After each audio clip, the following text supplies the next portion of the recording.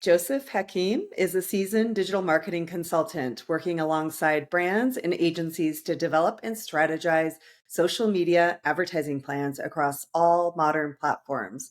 He is an expert on helping e commerce companies reach their customers and convert sales through channels including Facebook, Instagram, Pinterest, Snapchat, Google, and Bing. Joseph has worked with over 300 businesses and spent over $112 million dollars on digital ads. Thank you so much, Joseph, for doing this. Of course. Yeah, thanks for having me.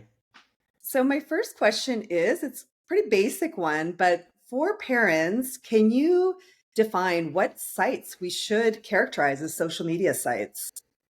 Yeah, for sure. Yeah, I'd say really anywhere where a person shares content for others to see. So there are some easy ones: Facebook, Instagram, TikTok, YouTube, Twitter, Snapchat, Pinterest, LinkedIn.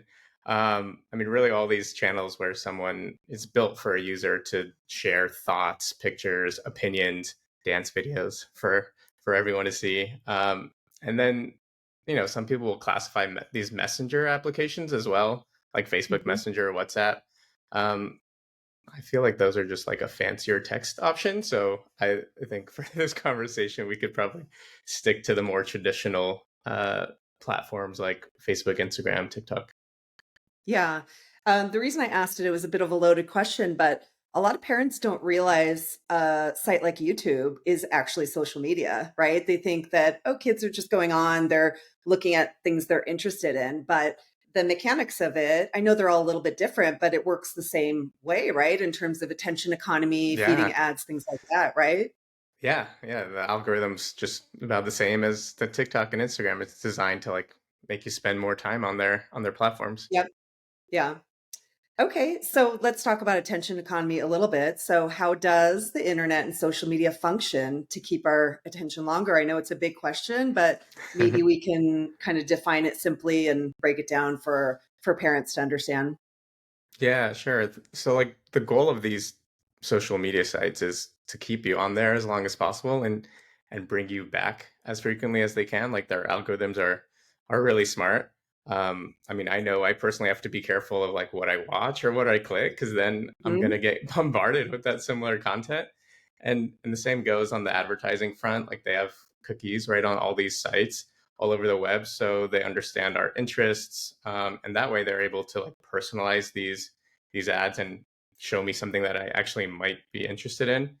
Um, yeah, I think the like push notifications on the apps can be dangerous as well, as they'll find ways to just bring you back to the platform. Like you got this many likes, check out what this person's up to, and things like that. So yeah, they're definitely designed to capture our attention and try to. They want to be the whole internet for that one user. Like TikTok is, a lot of the younger demographic is searching on TikTok for like products versus, before you would go to Google to learn more.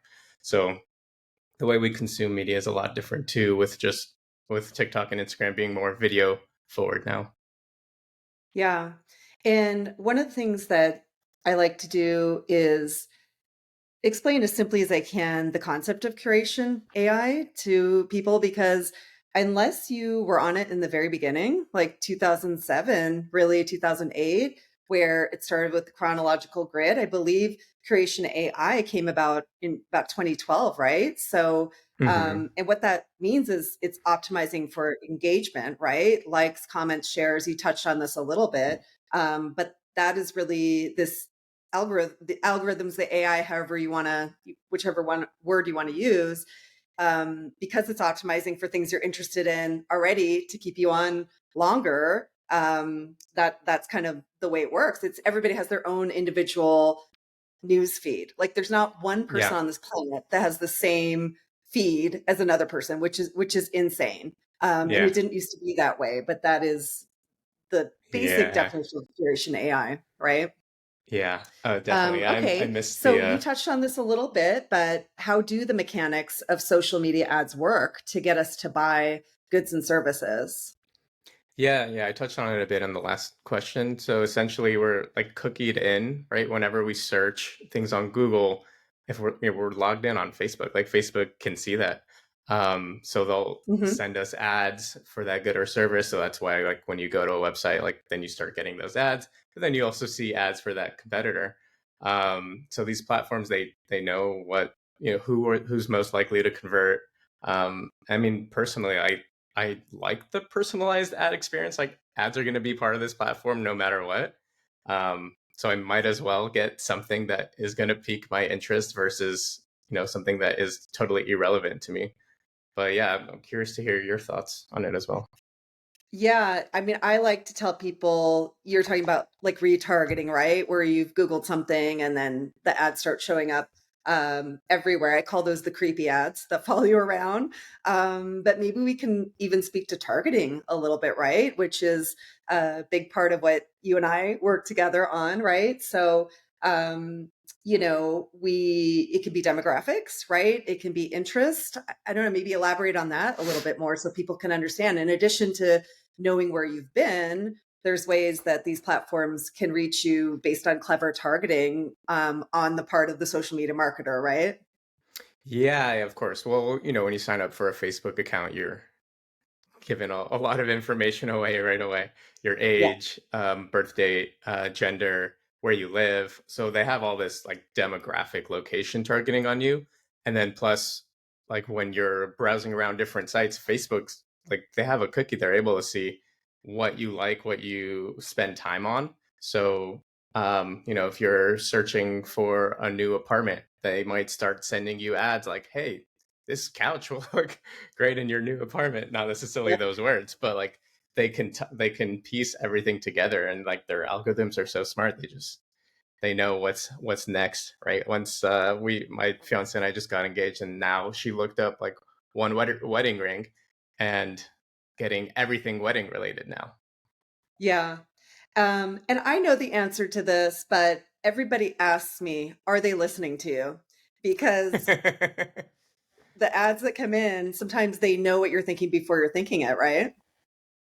It really does feel like that. I think what it is because we're like, let's say we're in the same room, we're talking about, you know um couches, and you're telling me about the specific brand, and then next time I go on Instagram, I see an ad for that brand. I think generally it's Facebook knowing our proximity. Maybe we're on the same Wi-Fi network. Yep. So a lot of times we think like, oh, they heard us, but I think it's just like, well, one person was searching that. Maybe they were talking about it. Maybe that person that shared that Wi-Fi connection with them has the same interests. Yeah. And just to be clear, they're not supposed to be doing that, right? That is not part of the deal when you sign up. You're not opting in to be listened to, right?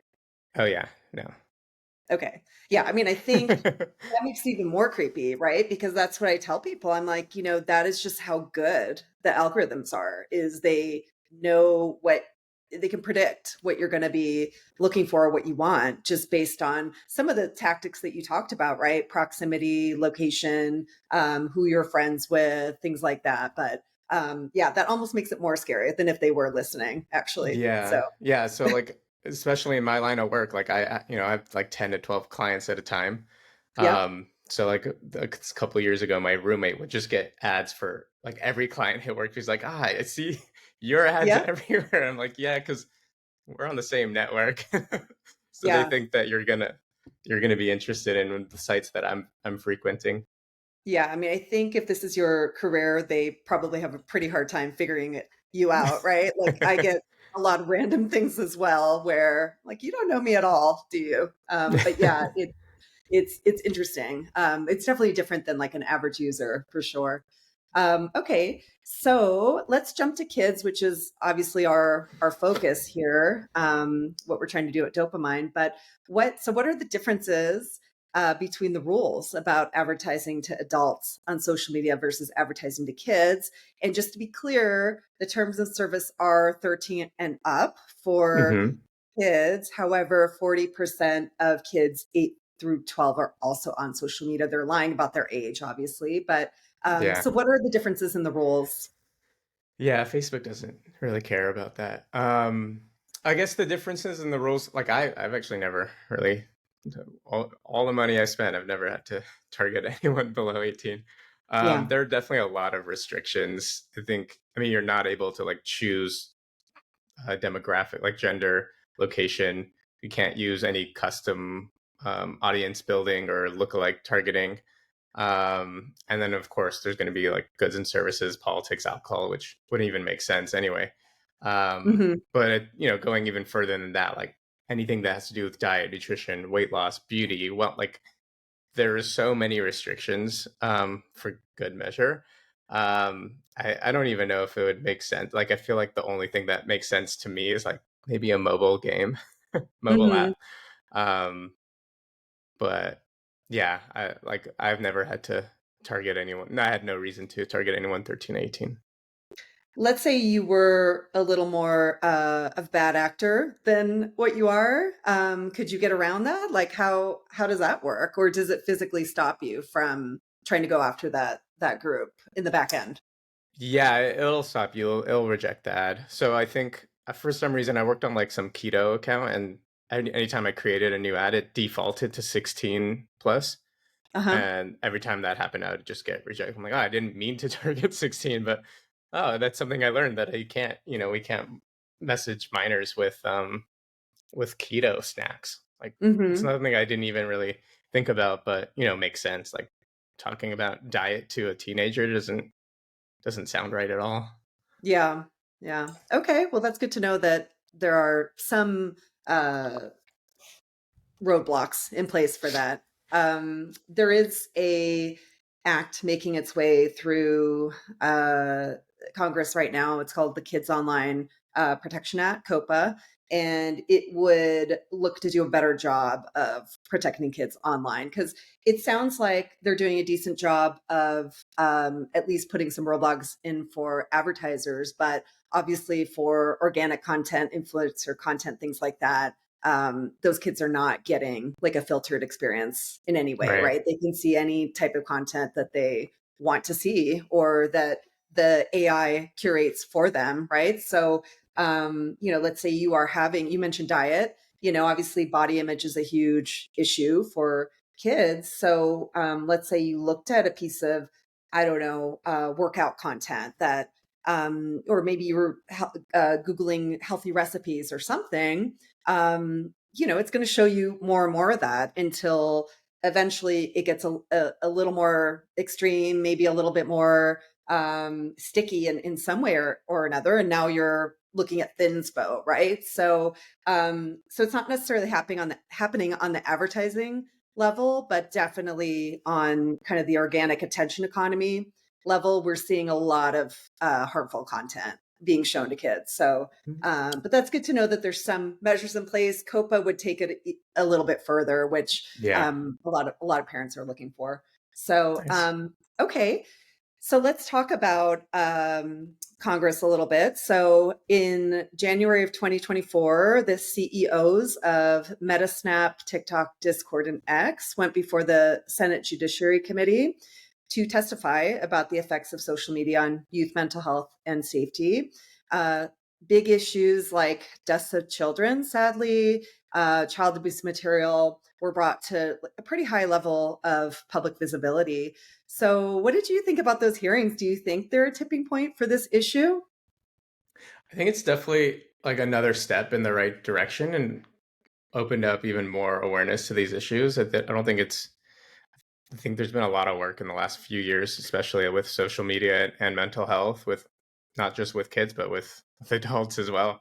Yeah. Since the rise of these platforms, there's been a rise in mental health issues as well.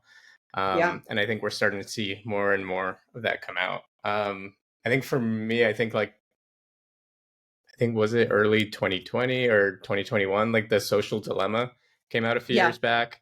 Uh-huh. Yeah, I'm not sure if you saw that, but like that for me, Yeah. that was like my starting point. And I know it was a lot of conversations with my friends, and um, yeah, I think there have been a lot more milestones along the way and a lot more to come too.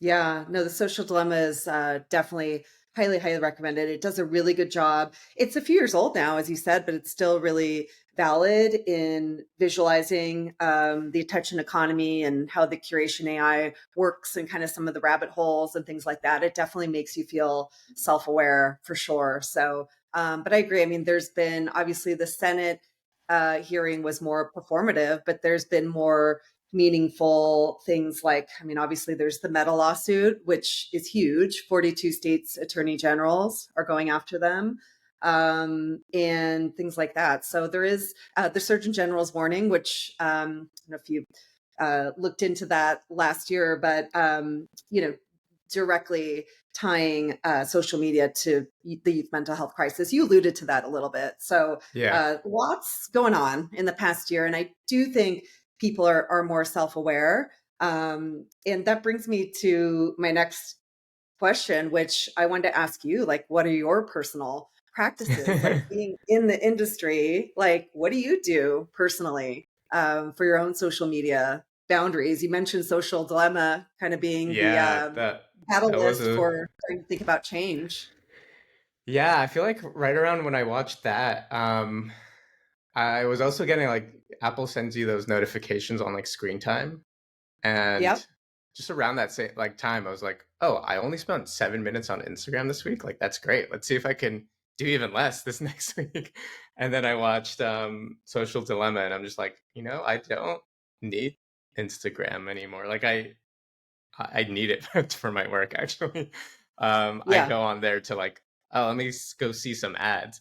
But I felt like the just scrolling for hours like is just so I don't know.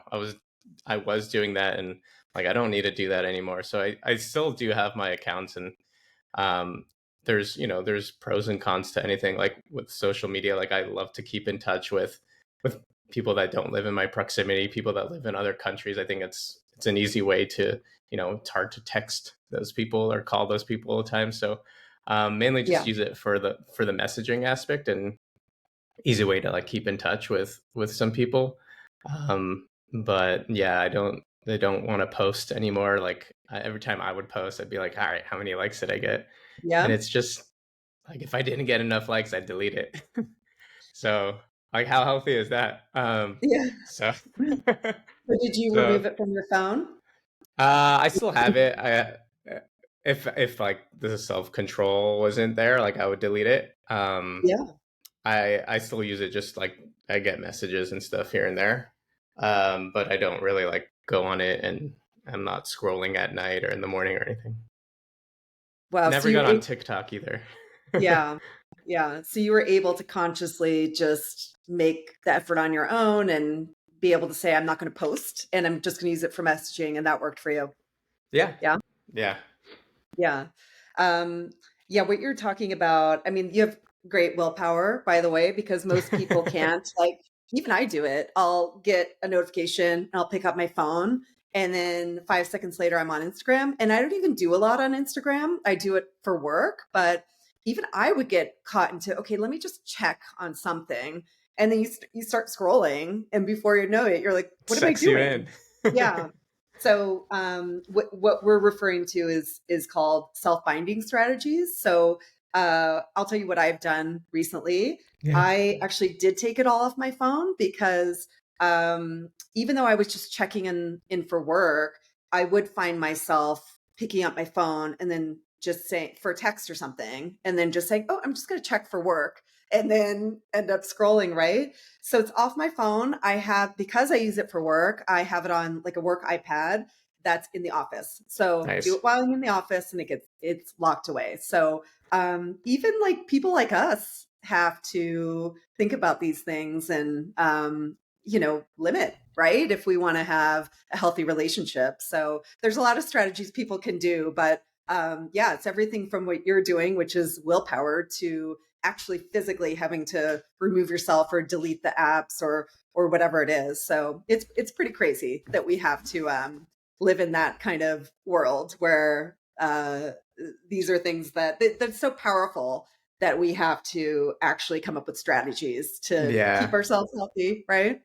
Yeah. And Yeah. I mean, I guess to touch on it a bit more, like it's harder to just eliminate a habit. It's easier to replace a habit. So, Yeah. I just like download articles and like, when I need something to do on my phone, I just like I'm at least doing something a little bit more productive, reading articles or or looking at like past photos or memories. Like I don't need to go on these social media sites to just see photos and things like that. Yeah, that's a great tip is replacing it for sure. I've actually heard that from other experts, like in the mental health field. Like you can't just stop doing something. You have to change the habit. You know, you can't Yeah. just say, I'm not going to do this anymore. So, okay. So like last thing I would ask you, I know you're not a parent yet, but what tips would you give parents? Like, and let's assume, I mean, we've already covered that younger kids are on it, but if you have a teenager on social media, like what tips would you give them, you know, so that they can stay healthy with their relationship with it? Yeah. I mean, my fiance and I have actually talked about it a bit. Like we'll try to, I mean, we'll be as strict as we can with like limiting social media, until they're a bit older. I think it's kind of like what we're doing now. It's like limiting Yeah. it and like setting time limits. And I think you have the ability to do that on your children's phone. Hmm. I think just putting those like boundaries in place, time limits on specific apps and things like that. It's hard, right? When well, all my friends are on it, like why can't I be on it? So it's hard to Yeah. say like, hey, you don't have it, you can't have an account. But I think limiting it and just, I've heard Gen Zers and just kids just like scrolling on TikTok for hours and just seems unhealthy. So Yeah. I mean, it is. And numbers in front of me, but it's many hours a day that these kids are losing their lives. And I don't want to, that sounds dramatic when you say it that way, but to your point earlier of like, okay, I replace social with things on my phone that are actually enriching, like articles and things like that. I mean, an overwhelming majority of content out there is not enriching, right? yeah. When it comes to social, it's just again designed to keep you on there longer. And I don't know how familiar you are with this. This was from Dr. Lemke, who I interviewed recently. She's the author of Dopamine Nation. We talked about the difference in the algorithms. And I don't know if you can speak to this or not, but point being, in China, for example, and there was a 60 Minutes on this as well, their algorithm for TikTok prioritizes STEM content. So kids are seeing, you know, science experiments and things Hmm. that are very much more healthy, like what you were talking about, right? Like the vegetables. And here, our kids are seeing just the worst of the worst, right? Self harm content, the challenges, like the social contagion, stuff like that. And if you ask a kid in China what their number one profession that they want to be is an astronaut, if you ask an American kid, it's an influencer. So the amount of time really does matter. Yeah. So time limits is definitely a great suggestion. And just to like touch on your point about social exclusion, yes, it's real. It's very, very powerful.